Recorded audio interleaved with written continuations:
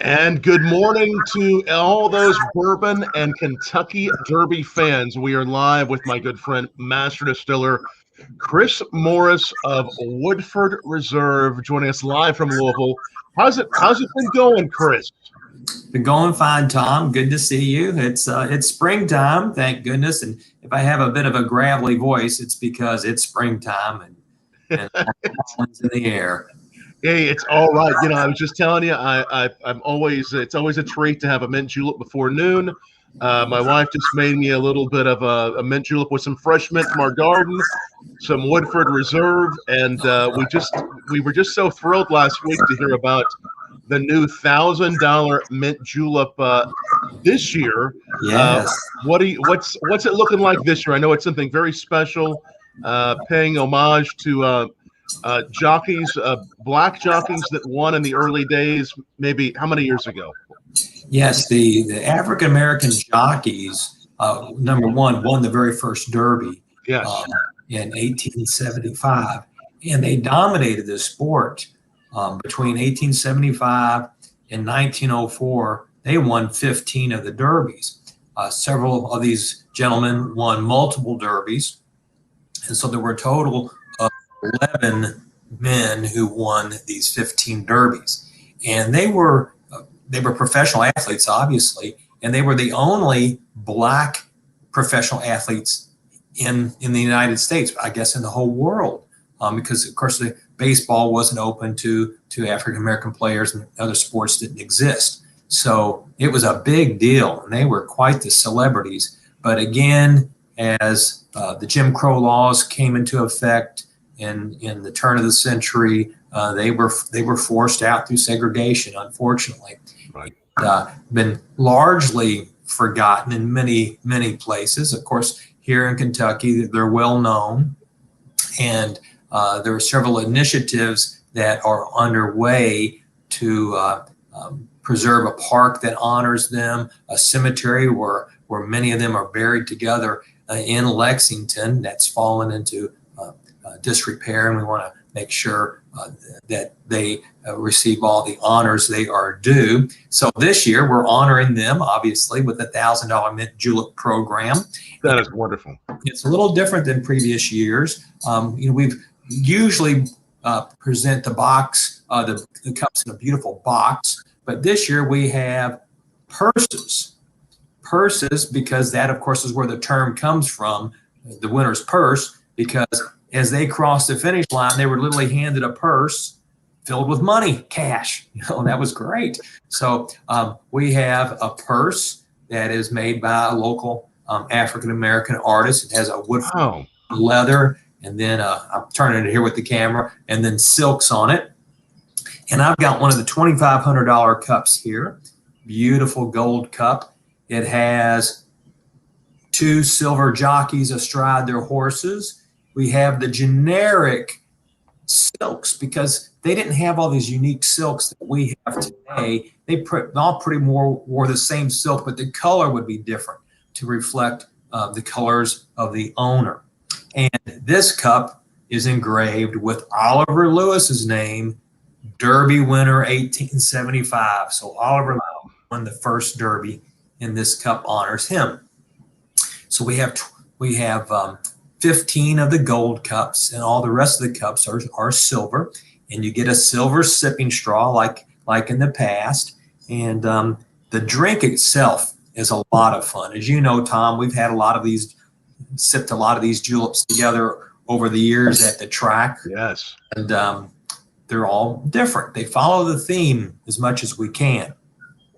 And it's like, okay, what kind of theme are we going to have? Well, there were banquets after the Derby in those days, because the Derby was run during the afternoon, not late in the evening as it is today for television.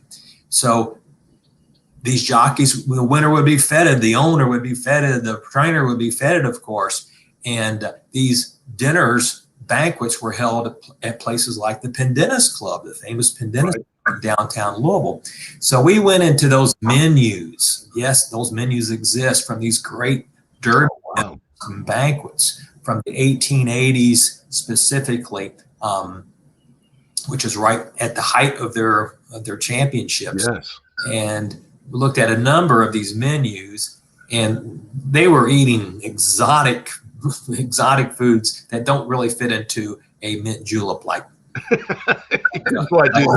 like Maryland crab. No, not going to do that. Or Maryland crab. What were some of the other things you found on the menu? The lamb, of course. Right. Lamb with mint jelly. Well, mint, we got that. The mint's already in there. Yeah. So we're looking for flavors that would go into a julep. And they were eating at dessert.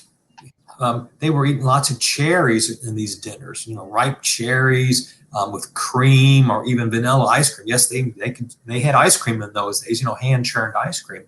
So because Woodford Reserve has both nice hints of cherry and vanilla cream in it, I thought that would be a good base. Elizabeth and I thought that would be a good base. That's wonderful. So this is called the Cherries and Cream Julep. And we start with our cup, and we're going to add some real nice, real cherry juice, about half an ounce of cherry juice. And we're not going to put ice cream or cream in the julep. So substituting a vanilla bean pod, about a fourth of a vanilla bean pod. And you know how aromatic those are. Oh, yeah. So we'll drop that in the cup, sprinkle a little sugar, give us a little sweetness, and then muddle that together. And boy, that vanilla note just pours out. And it smells like a cherry dessert. Wow. Amazing aromatics. Yes. No mint at this point. Right. We're going to fill with our crushed ice, 2 ounces of Woodford, more ice, of course, our silver sipping straw, and then garnish with a sprig of mint as you have next to the straw. So we don't have mint in the drink, it's in the aroma. And then we can put a vanilla bean pod right next to that as well. And you get a really spectacular different twist on the mint julep. And it's really quite tasty. Incredible. And again, that's going to be the $1,000 mint julep and raising funds for that great cause. Yes. Are there any left? I know they usually go pretty quickly. They are sold out already. They're sold out. So that's wonderful. But again, if anybody wants to, think about next year and also just look at that, WoodfordReserveMintJulep.com is the place to go. And again, the name of the nonprofit it's raising funds for, once again, is? Oh, it's a long name. I can't recall it right now, but it's for the preservation and restoration of the sites in Lexington. Got it. Okay. Yeah. So it's raising funds for that great cause in Lexington.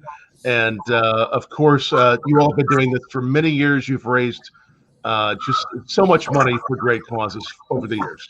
Yes, we've been very fortunate to have great fans who are interested in the program and contributing these hundreds and hundreds of thousands of dollars for the causes. And again, if you go to the Woodford Reserve Mint Julep website, you can see pictures and you can get the story behind the charity, etc. And next year we'll have a whole new theme, so it's always good to check it out. It's always growing. You're of course. Last year you weren't at the track, right? It was you were pretty much doing Derby from home. That's right. We were doing virtual derbies. We had 2 derbies last year because things had been set in motion for the first Saturday in May. We celebrated the first Saturday in May, and there were celebrations in the state. We certainly had some first Saturday in May events, virtually, of course. And then we had Derby rescheduled for September, and we had Derby. And now we have a real Derby that we're going to be physically at the track to celebrate, but with reduced capacity at the track, of course. So it'll be very interesting to see how things go. What are you most looking forward to about being back at the track for, even though reduced capacity, but obviously a lot of fun? What are you most looking forward to? Oh yeah, I'm just the thrill and the buzz of the crowds, the cheers when horses are brought out to the track, seeing the horses in the paddock. Of course, the call to the post, playing of the national anthem early in the afternoon. All those are just real emotional, stirring events, and it'll be great to be there with a glass of Woodford in hand to be part of it. Yes, it will. It'll be good to see you again soon, Chris. And I always enjoy stopping by the $1,000 Mint Julep tent and having a sip with you and the Woodford team, and seeing all our great friends from Brown Forman. It'll be so nice to be back. And I feel like, this year there'll be a number of people. It'll be reduced, but I feel like maybe even next year will be like the biggest party ever, because there'll be hopefully so many more to be back, right? Yeah, people really ready to let loose and get at it. So I know I talked to you about this time last year and a few times since. You were making some really fun TikTok videos showing how to make the perfect Manhattan. What else have you been up to since we last chatted? It's not been quite a year, but it's been maybe several months. Yes, and our big news is something we've been working on for some time, and our wonderful engineering department and our board of directors approved the funding for expansion of the distillery, which is needed to meet projected future demand as bourbon continues to grow, and of course, Woodford Reserve is a leader in the category. We're growing at double-digit growth month after month. It's just amazing. So to meet future demand, the distillery has to have increased capacity. So we're going to bring in 3 additional pot stills that will mirror the original 3 stills in the still floor. So we'll have 2 sets of triple distillation copper pot stills. We'll need more fermenters to feed those, and we have 8 fermenters. We're going to add 8 more, doubling the capacity. Because our building, our distillery building, as you well know, is a national landmark built in 1838. We cannot change the dimensions, the appearance of the building. So where does this equipment go? Well, the pot stills are easy. We planned for those originally, but the new fermenters are going to be in a part of the distillery that currently has our power plant. So the power plant has got to go. We've got to free up space. So we're going to build a new boiler room, if you want to call it that. It is a boiler room near the distillery, and of course underground pipes, etc., will feed the distillery, and it will look like it's always been there. Of course, we're going to make sure it fits in with the historic appearance of the site. So we have to build that first before we can move the boilers and then start the other changes. So it's going to be a phased construction over 2 years. You just can't snap your fingers and get it all done at once. So it's going to be very exciting, and we've been looking forward to it for many years. And I know you've had to do so much work with the historical societies to make sure everything is protected. Yes. Again, those three pot stills going up where the other 3 pot stills are. I have a picture here. Can you see that? There it is. There we are. That's really, I haven't been there since the new pot stills, but if you've ever been there, those pot stills are so beautiful. These new pot stills really just mirror the same type of pot still, the same place, just right across, right? Yes. Now that is an artist rendering. We haven't actually put them in yet, but that is what they're going to look like. That's what it will look like, and this will all be done. It's going to take a little while, but how long will it be? We're looking towards opening or firing up the stills in 2022. 2022. Wow. Yes. Now, when you go about figuring out how much, because I know with the growth of bourbon, the expansion of your distillery, and especially the growth of Woodford, when you go about trying to figure out how much bourbon you need for all these thirsty Woodford Reserve fans, how do you do that? How do you figure out how much is going to be needed and how much to expand this by? Well, certainly, I'm fortunate I don't have to figure it out. We have much. I'm glad I don't have to either. We have much better minds at work. So again, being a global company, we have sales and marketing colleagues around the world, and they are analyzing their business, their trends, what's going on with gin, vodka, scotch, everything, because that impacts our business. So what are the trends? And then they'll plot out those trends, and we go out, of quite a number of years. Our outlook is 12 years out. So those numbers come to Kentucky, and our brand team looks at them. They add all the numbers together, what's happening here and happening there. And then there's a review. Do the numbers make sense? And you know, and we do this twice a year, by the way. This is a consistent. You really take a look at it. Review. Yes. Yeah. So because what are the impacts of tariffs that you didn't plan for, or something happens in this country, or, you know, some things you can predict and some things you can't. Right.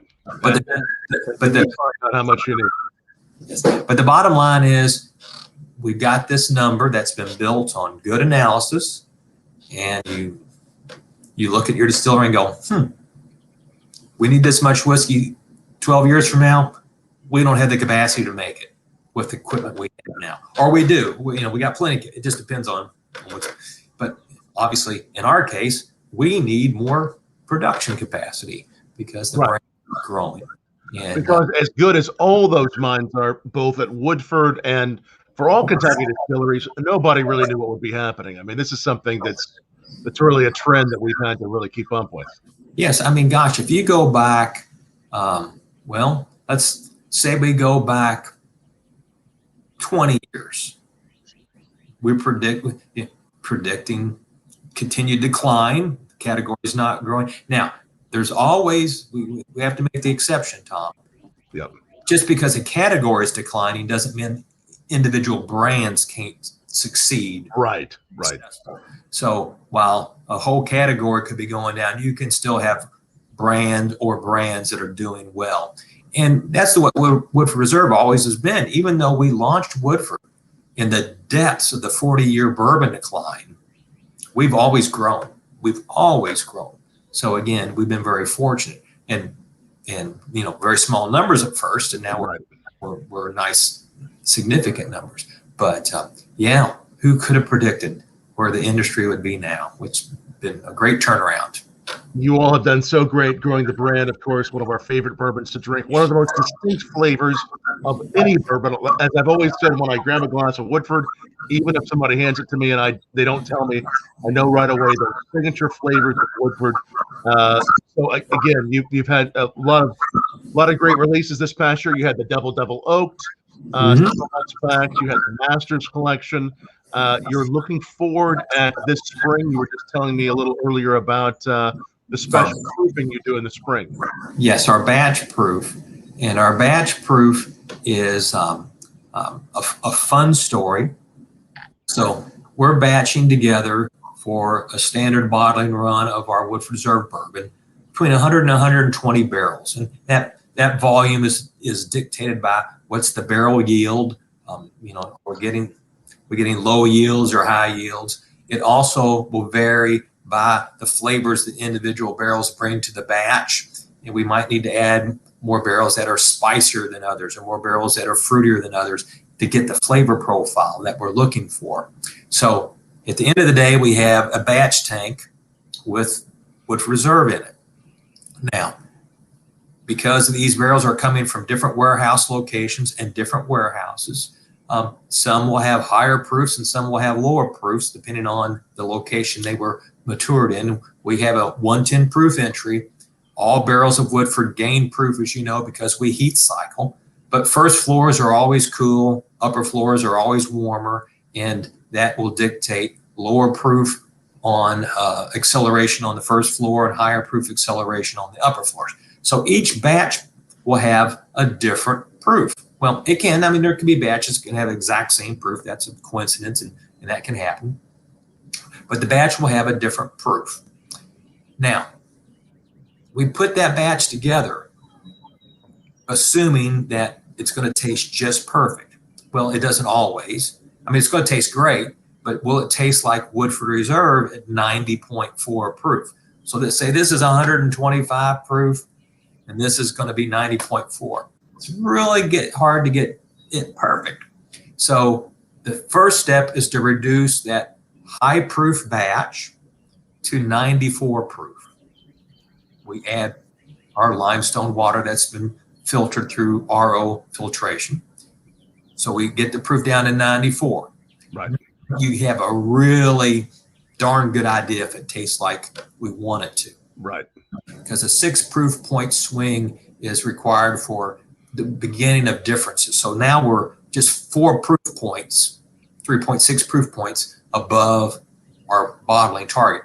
And now we go, it's green to go, or yellow light, wait a minute, it needs more wood, or it needs more sweet, or it needs more fruit. And that's where we'll bring in some other barrels to adjust. Obviously, the proof will go up a bit because it will be a few high proof barrels in the 94. Mix, adjust, and then finally we can drop to 90.4 and we'll have our consistent flavor profile. Wow. This happens to be our highest proof presentation of the batch proof series because more of the barrels came from upper floors, so they had higher proof points. This is 128.3 proof. And if you did proof it down to Woodford 90.4, it most likely won't taste like Woodford exactly because we didn't have that adjustment. Right. And that makes it fun. So you have 2 variations to enjoy. Number one, the proof is higher and it will vary from batch proof to batch proof release. And then it's pre-adjust Woodford. So the flavor will have a slight variation. So it's just not Woodford at full proof. It's Woodford at full proof without the final finesse to make it taste the way we want it to. And what do we want it to taste like? Woodford Reserve at 90.4 proof. So this still tastes awesome. It tastes delicious, but it's not our standard. And we don't want it to be because this is something fun and special for people to enjoy. And it tastes like Woodford, but it's a whole different experience. And it changes every year just a little bit what happens, right? I mean, yes. Yes. What are you most excited about for this year's release? As you've been working on it, what do you like most about it? Well, again, it's that very high proof. It's still very, very drinkable, very approachable, which is standard Woodford. Our pot still distillation, our long fermentation, as you know, right, really rounds out our product. And then the Woodford Reserve barrels. Since we use oak that's been seasoned for 9 months, we remove a lot of the tannic astringency. So we're not picking up a lot of wood character from the barrel at this even this high proof. So it's just a really rich, elegant Woodford Reserve expression. Amazing. And that will be out. When will that be out again? Very soon. Very soon. The next few weeks. Depends on where your location. We'll be seeing that, be watching for that. And Chris, I know you all at Brown-Forman and Woodford have done so much to help support bartenders, those in the hospitality profession, especially during the last 13 months or so. We appreciate everything you've done to support the industry. As you think about yourself, as restaurants, bars are opening back up, there's so many bartenders in the world that have embraced Woodford in signature cocktails.